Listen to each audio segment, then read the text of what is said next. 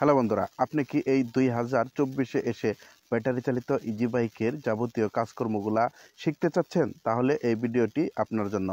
তার কারণ আজকের এই ভিডিওর মাধ্যমে আপনি জানতে চলেছেন ব্যাটারি চালিত ইজি বাইকের যে চার্জারগুলা গাড়িতে চার্জ দেওয়ার জন্য, সেই চার্জারগুলা বিভিন্ন ধরনের সমস্যা হয়ে থাকে। যেমন ভোল্টেজ কম পাওয়া, লো ভোল্টেজ, কাটা খাড়ায় না, চার্জ হয় না, ব্যাটারির সমস্যা হয়ে থাকে চার্জ কম হওয়ার ফলে। বিস্তারিত নিয়ে থাকছে আজকের ভিডিওটি, তাই আজকের ভিডিওটি সম্পূর্ণ দেখলে বুঝে যাবেন কীভাবে চার্জার সমস্যা হলে সমাধান করবেন। Automatic TV, subscribe now. এখানে লক্ষ্য করলেই দেখতে পারবেন যে চার্জারটা আমাদের এ ধরনের একটা চার্জারই নিয়ে এসেছে, যে চার্জারটা আসলে ভোল্টেজ কম পাচ্ছে বলছে যার গাড়ি, সে বলতেছে আবার কাটা দাঁড়াইতেছে না। তো বিভিন্ন ধরনের সমস্যার কথা বলছে ড্রাইভার। দেখতে পাচ্ছেন যে চার্জারটা আমরা ইতিমধ্যে খুলে ফেলেছি। আসলে চার্জারটার কি সমস্যা হয়েছে সেটা দেখার জন্য প্রথমে আপনারা তো জানেন চার্জারটাকে খুলতে হবে। তো আমরা খুলেছি, তো এখানে কিছুটা আসলে এলোমেলো হচ্ছে, তো আমরা অবশ্যই এটা লাট টাইট দিয়ে নেব, আপনারাও দিয়ে নেবেন। তাছাড়া ব্যাটারি চালিত যে বাইকের যে কোনো ধরনের সমস্যার সমাধান করতে আপনি আমাদের চ্যানেল সাবস্ক্রাইব করে সাথে থাকতে পারেন। আপনারা এই মুহূর্তে যারা আমাদের সাথে যুক্ত রয়েছেন, তো দেখতে পাচ্ছেন এখানে আসলে আমরা প্যাচগুলা গুনছি, ডিসি প্যাচ 94টা হয়েছে। আর আমরা লাইন দিব, লাইন দেওয়ার পর আসলে অ্যাম্পায়ার দেখার চেষ্টা করব। তো দেখতে পাচ্ছেন 55 ভোল্ট দেখাইতেছে। তাছাড়া ইতিমধ্যে আপনারা হয়তো জানেন, যারা চার্জার সম্পর্কে অভিজ্ঞতা রয়েছেন, 54-55 থাকলে একে, তাহলে কিন্তু চার্জারের ভোল্টেজ সঠিক রয়েছে। অর্থাৎ আমাদের যে ডায়োড সার্কিট রয়েছে, সেই ডায়োড সার্কিট থেকে ভোল্ট সঠিকভাবে কিন্তু প্রবাহিত হচ্ছে। তো এখন ব্যাটারির ভিতরে সঠিকভাবে কিন্তু ভোল্টেজটা পাস হচ্ছে।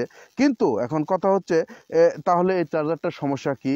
আসলে এ ধরনের কাজগুলা করার আগে বা কাজগুলা বোঝার আগে, যে কোনো জায়গায় আপনারা প্রশিক্ষণ দেন না কেন, এই কাজগুলো আগে আপনার রুখ ধরতে হবে। ঠিক আছে, ব্যাটারি চালিত ইজি বাইকের মোটর কন্ট্রোলার চার্জার যে কোনো ধরনের কাজগুলা করার জন্য প্রথমে রুখ ধরতে হবে। তো আমরা রুখ ধরার জন্য এই চার্জারটাকে আমরা পরীক্ষা নিরীক্ষা করে নিব। তো দেখতে পাচ্ছেন আমাদের চার্জারটা কিন্তু 70 পর্যন্ত উঠতেছে। তো আমরা যখন 10-এ দিচ্ছি তো 70, 72, 71 পর্যন্ত উঠতেছে। তাছাড়া এখানে পেছও সঠিক রয়েছে। তাছাড়া আপনাদের যে এসি কয়েল এবং কি ডিসি কয়েল যে বাঁধানোর কথা ছিল, এখানে এসি 19 নাম্বার দিয়ে পেঁচিয়েছে, সেহেতু আমাদের ভালো একটা অ্যাম্পায়ারি চার্জারটা থেকে উৎপাদন হচ্ছে। 19 নাম্বার গ্যাস দিয়ে তৈরি করা হয়েছে। ডিসি অবশ্যই 16 থেকে 17 নাম্বার দেওয়া হয়েছে, যার ফলে কিছু পেঁচ বেশি দেওয়া হয়েছে। এখানে লক্ষ্য করলে দেখতে পারবেন আমাদের যে চার্জারটার অ্যাম্পায়ার কাটা, যেটার মাধ্যমে আসলে আমরা বুঝতে পারি কাটা খারইছে কিনা বা চার্জ হচ্ছে কিনা। এই কাটাটা কিন্তু আমাদের বামে হেলে গেছে। ঠিক আছে, আমাদের এই ধরনের কাটাটা অনেক সময় সমস্যা হয়ে যায়, আমরা কিন্তু চার্জারের দোষী। আবার যখন আমরা চার্জারের ভোল্টেজ বাড়াই নেই, চার্জার কিন্তু পুড়ে যায়। ঠিক আছে, আজকের ভিডিওটা তাই অত্যন্ত গুরুত্বপূর্ণ হতে চলে। আপনারা যদি ভিডিওটি সম্পূর্ণ দেখেন তাহলে কিন্তু অনেকটাই আপনাদের হেল্পফুল হবে।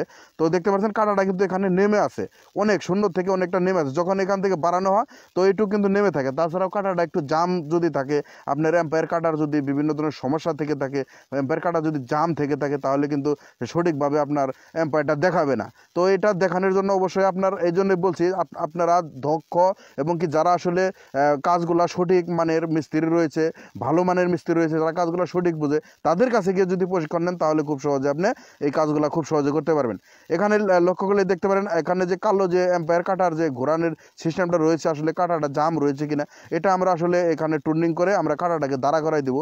আমরা জিরোতে নিয়ে আসবো, যাতে আসলে দাড়ি পাল্লার মতো, পাল্লা যেমন ফের না থাকে তেমনি আর আসলে আমরা এই কাটাটাকে একদম জিরো করে দেবো।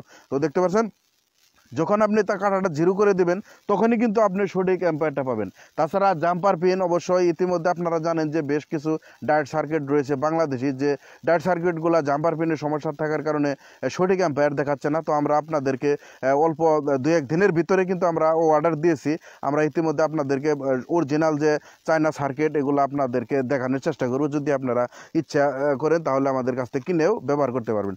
তো দেখতে পাচ্ছেন আমাদের কাটাটা কিন্তু এখন অসাধারণভাবে আমরা সেট করে ফেলেছি। পাশাপাশি আমরা যখন সিরিজ লাইন দিয়ে বাড়ি দিতেছি, কাটাটা কিন্তু সুন্দরভাবে দাঁড়াচ্ছে। তো আসলে আপনারা অবশ্যই একটা চার্জার সমস্যা হয়ে গেলে তো সেটার কি সমস্যা হয়েছে সেটা অবশ্যই আগে আপনার ধরতে হবে। এটা গাড়ির মোটর সমস্যা হয়েছে বা একটা গাড়ির ব্যাটারির সমস্যা হয়েছে, মানে গাড়িটার কি সমস্যা হয়েছে। গাড়ির তো অনেকগুলো ডিভাইস থাকে, ওয়ারিংয়ের সমস্যা না ব্যাটারির, নাকি চার্জারের, না মোটরের, না কন্ট্রোলারের, এটা আগে ধরতে হবে। আর এটা ধরার জন্য অবশ্যই আপনার বিভিন্ন পর্যায়ে আছে যে ওই করতে হবে। আর না যদি করেন তাহলে চার্জারগুলো এরকম সমস্যা হয়ে যায়, পুড়ে যায়। অর্থাৎ আপনার কাটা খারাইতে পারতেছেন, আপনি ভোল্ট বাড়াই দিলেন, সারা রাইতে চার্জারটা পুড়ে এই অবস্থা হয়ে যায়। তো আসলে আপনারা সঠিক কাজ যদি সঠিকভাবে না করেন তাহলে এভাবে আপনার চার্জারটা পুড়ে যেতে পারে। তাছাড়া আসলে যারা কাজ শিখতে চাচ্ছেন সঠিক এবং কি প্রফেশনালভাবে কাজ শিখতে চাচ্ছেন তাদের জন্য রয়েছে অটোমেটিক টিভি ইউটিউব চ্যানেল। আপনি যদি আমাদের চ্যানেল নতুন হয়ে থাকেন অবশ্যই আমাদের চ্যানেল সাবস্ক্রাইব করে সাথে থাকবেন। ধন্যবাদ সবাইকে।